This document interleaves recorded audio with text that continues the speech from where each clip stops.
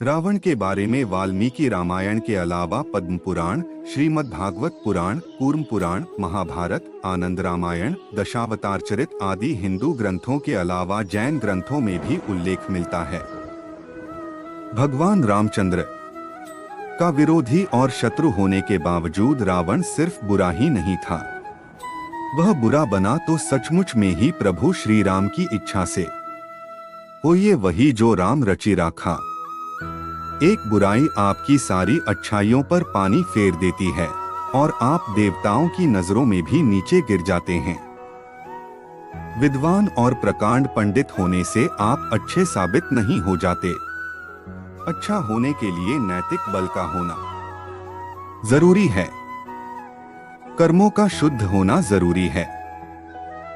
शिव का परम भक्त, यम और सूर्य तक को अपना प्रताप झेलने के लिए विवश कर देने वाला, प्रकांड विद्वान, सभी जातियों को समान मानते हुए भेदभाव रहित रक्ष समाज की स्थापना करने वाला रावण आज बुराई का प्रतीक माना जाता है, इसलिए कि उसने दूसरे की स्त्री का हरण किया था। आओ जानते हैं कि रावण में कौन कौन सी अच्छाइयां थी। पहली अच्छाई, महापंडित रावण कहा जाता है कि जब राम वानरों की सेना लेकर समुद्र तट पर पहुंचे, तब राम रामेश्वरम के पास गए और वहां उन्होंने विजय यज्ञ की तैयारी की। उसकी पूर्णाहुति के लिए देवताओं के गुरु बृहस्पति को बुलावा भेजा गया, मगर उन्होंने आने में अपनी असमर्थता व्यक्त की। अब सोच विचार होने लगा कि किस पंडित को बुलाया जाए ताकि विजय यज्ञ पूर्ण हो सके। तब प्रभु राम ने सुग्रीव से कहा, तुम लंकापति रावण के पास जाओ। सभी आश्चर्यचकित थे, किंतु सुग्रीव प्रभु राम के आदेश से लंकापति रावण के पास गए। रावण यज्ञ पूर्ण करने लिए आने के लिए तैयार हो गया और कहा, तुम तैयारी करो, मैं समय पर आ जाऊंगा। रावण पुष्पक विमान में माता सीता को साथ लेकर आया और सीता को राम के पास बैठने को कहा। फिर रावण ने यज्ञ पूर्ण किया और राम को विजय का आशीर्वाद दिया। फिर रावण सीता को लेकर लंका चला गया। लोगों ने रावण से पूछा, आपने राम को विजय होने का आशीर्वाद क्यों दिया?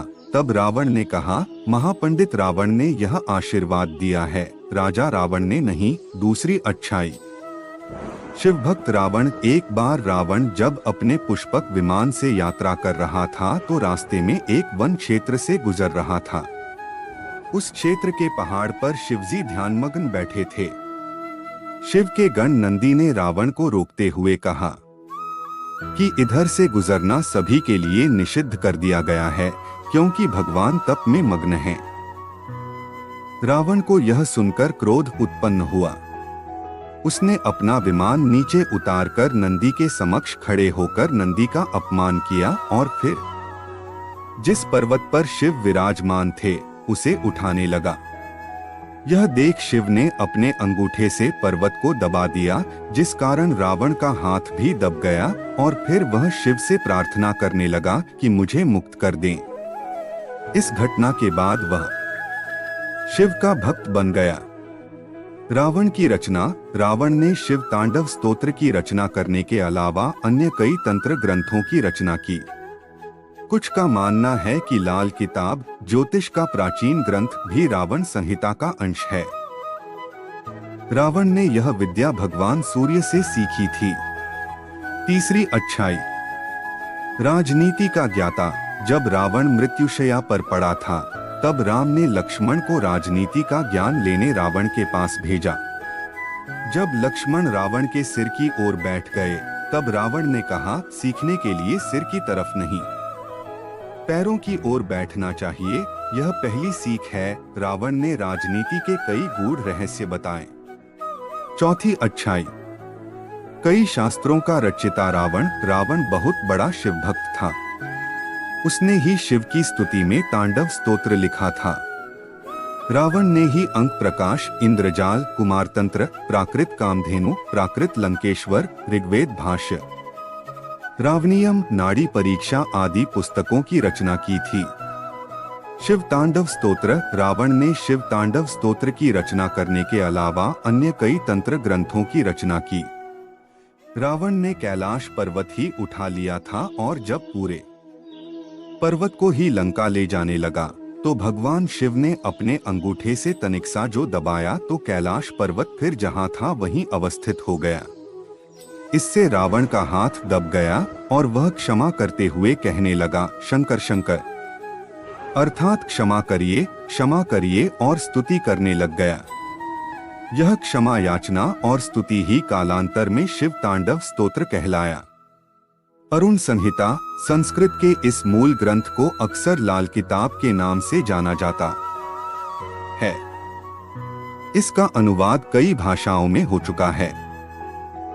मान्यता है कि इसका ज्ञान सूर्य के सारथी अरुण ने लंकाधिपति रावण को दिया था। यह ग्रंथ जन्म कुंडली, हस्तरेखा तथा सामुद्रिक शास्त्र का मिश्रण है। रावण संहिता रावण संहित जहां रावण के संपूर्ण जीवन के बारे में बताती है, वहीं इसमें ज्योतिष की बेहतर जानकारियों का भंडार है।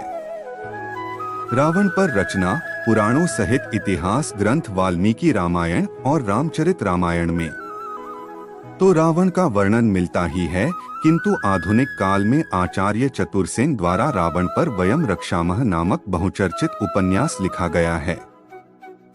इसके अलावा पंडित मदन मोहन शर्मा शाही द्वारा 3 खंडों में लंकेश्वर नामक उपन्यास भी पठनीय है। मायावी था रावण। शक्तियां 2 तरह की होती हैं, एक दिव्य और दूसरी मायावी। रावण मायावी शक्तियों का स्वामी था। रावण एक त्रिकालदर्शी था। उसे मालूम हुआ कि प्रभु ने राम के रूप में अवतार लिया है और वे पृथ्वी को राक्षस विहीन करना चाहते हैं। तब रावण ने राम से बैर लेने की सोची। 5वीं अच्छाई, परिजनों की रक्षा के लिए प्रतिबद्ध भगवान श्री राम के भाई लक्ष्मण ने रावण की बहन शूर्पणखा की नाक काट दी थी। पंचवटी में लक्ष्मण से अपमानित शूर्पणखा ने अपने भाई रावण से अपनी व्यथा सुनाई और उसके कान भरते कहा, सीता अत्यंत सुंदर है और वह तुम्हारी पत्नी बनने के सर्वथा योग्य है। तब रावण ने अपनी बहन के अपमान का बदला लेने के लिए अपने मामा मारीच के साथ मिलकर सीता अपहरण की योजना रची। इसके अनुसार मारीच का सोने के हिरण का रूप धारण करके राम व लक्ष्मण को वन में ले जाने और उनकी अनुपस्थिति में रावण द्वारा सीता का अपहरण करने की योजना थी। इस पर जब राम हिरण के पीछे वन में चले गए, तब लक्ष्मण सीता के पास थे। लेकिन बहुत देर होने के बाद भी जब राम नहीं आए तो सीता माता को चिंता होने लगी। तब उन्होंने लक्ष्मण को भेजा। राम और लक्ष्मण की अनुपस्थिति में रावण सीता का अपहरण करके ले उड़ा। अपहरण के बाद आकाश मार्ग से जाते समय पक्षीराज जटायु के रोकने पर रावण ने उसके पंख काट दिए। रावण ने सीता को लंका नगरी के अशोक वाटिका में रखा और त्रिजटा के नेतृत्व में कुछ राक्षसियों को उनकी देखरेख का भार दिया।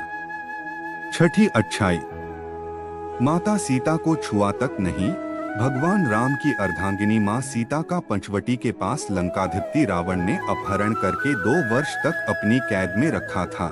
लेकिन इस कैद के दौरान रावण ने माता सीता को छुआ तक नहीं था। रावण जब सीता के पास विवाह प्रस्ताव लेकर गया तो माता ने घास के एक टुकड़े को अपने और रावण के बीच रखा और कहा, हे रावण, सूरज और किरण की तरह राम सीता अभिन्न हैं। राम व लक्ष्मण की अनुपस्थिति में मेरा अपहरण कर तुमने अपनी कायरता का परिचय और राक्षस जाति के विनाश को आमंत्रित कर दिया है। तुम्हारे को श्री राम जी की शरण में जाना इस विनाश से बचने का एकमात्र उपाय है, अन्यथा लंका का विनाश निश्चित है। सीता माता की इस बात से निराश रावण ने राम को लंका आकर सीता को मुक्त करने को 2 माह की अवधि दी। इसके बाद रावण या तो सीता से विवाह करेगा या उनका अंत। रावण ने सीता को हर तरह के प्रलोभन दिए कि वह उसकी पत्नी बन जाए। यदि वह ऐसा करती है तो वह अपनी सभी पत्नियों को उसकी दासी बना देगा और उसे लंका की राजरानी। लेकिन सीता माता रावण के किसी भी तरह के प्रलोभन में नहीं आई। तब रावण ने सीता को जान से मारने की धमकी दी, लेकिन यह धमकी भी काम नहीं कर पाई। रावण चाहता तो सीता के साथ जोरजबरदस्ती कर सकता था, लेकिन उसने ऐसा नहीं किया। 7वीं अच्छाई।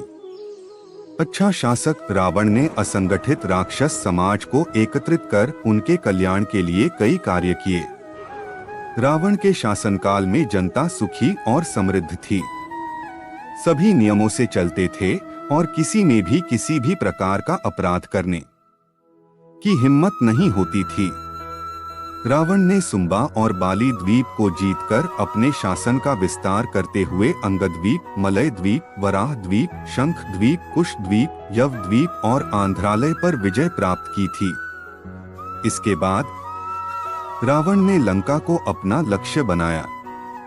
आज के युग के अनुसार रावण का राज्य विस्तार इंडोनेशिया, मलेशिया, बर्मा, दक्षिण भारत के कुछ राज्य और संपूर्ण श्रीलंका तक था। लंका पर कुबेर का राज्य था, परंतु पिता ने लंका के लिए रावण को दिलासा दी तथा कुबेर को कैलाश पर्वत के आसपास के त्रिविष्टप, तिब्बत क्षेत्र में रहने के लिए कह दिया। इसी तारतम्य में रावण ने कुबेर का पुष्पक विमान भी छीन लिया। दरअसल माली, सुमाली, माल्यवान नामक 3 दैत्यों द्वारा त्रिकुट सुबेल पर्वत पर बसाई लंकापुरी को देवों ने जीतकर कुबेर को लंकापति बना दिया था। रावण की माता कैकसी सुमाली की पुत्री थी। 8वीं अच्छाई। रावण ने रचा था नया संप्रदाय। आचार्य चतुरसेन द्वारा रचित बहुचर्चित उपन्यास वयम रक्षाम तथा पंडित मदन मोहन शर्मा शाही द्वारा 3 खंडों में रचित उपन्यास लंकेश्वर के अनुसार रावण शिव का परम भक्त, यम और सूर्य तक को अपना प्रताप झेलने के लिए विवश कर देने वाला, प्रकांड विद्वान, सभी जातियों को समान मानते हुए भेदभाव रहित समाज की स्थापना करने वाला था। सुरों के खिलाफ असुरों की ओर था रावण। रावण ने आर्यों की भोगविलास वाली यक्ष संस्कृति से अलग सभी की रक्षा करने के लिए रक्ष संस्कृति की स्थापना की थी। यही राक्षस थे। 9वीं अच्छाई। लक्ष्मण को बचाया था रावण ने। रावण के राज्य में सुषेण नामक प्रसिद्ध वैद्य था। जब लक्ष्मण सहित कई वानर मूर्छित हो गए, तब जामवंत जी ने सलाह दी कि अब इन्हें सुषेण ही बचा सकते हैं। रावण की आज्ञा के बगैर उसके राज्य का कोई भी व्यक्ति कोई कार्य नहीं कर सकता। माना जाता है कि रावण की मौन स्वीकृति के बाद ही सुषेण ने लक्ष्मण को देखा था और हनुमान जी से संजीवनी बूटी लाने के लिए कहा था। 10वीं अच्छाई। आयुर्वेद, तंत्र और ज्योतिष का ज्ञाता रावण अपने युग का प्रकांड पंडित ही नहीं, वैज्ञानिक भी था। आयुर्वेद, तंत्र और ज्योतिष के क्षेत्र में उसका योगदान महत्वपूर्ण है। इंद्रजाल जैसी अथर्ववेद मूलक विद्या का रावण ने ही अनुसंधान किया। उसके पास सुषेण जैसे वैद्य थे जो देश विदेश में पाई जाने वाली जीवन रक्षक औषधियों की जानकारी, स्थान, गुणधर्म आदि के अनुसार जानते थे। रावण की आज्ञा से ही सुषेण वैद्य ने मूर्छित लक्ष्मण की जान बचाई थी। चिकित्सा और तंत्र के क्षेत्र में रावण के ये ग्रंथ चर्चित हैं। 1. 10 शतकात्मक अर्क प्रकाश। 2. 10 पटलात्मक उद्दीश तंत्र। 3. कुमार तंत्र और 4. नाड़ी परीक्षा। इस वीडियो में बस इतना ही, अगले वीडियो में मिलते हैं। जय श्री राम।